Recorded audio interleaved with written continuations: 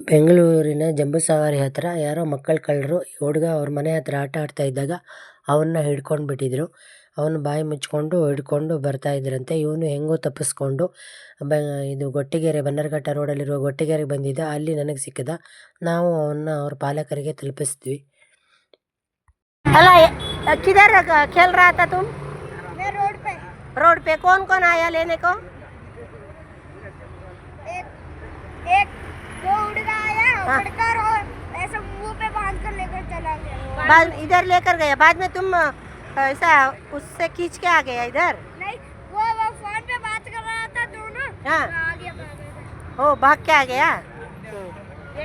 इसीलिए घर का अंदर रहना, बाहर नहीं खेलने का, मालूम हो गया अभी? हाँ।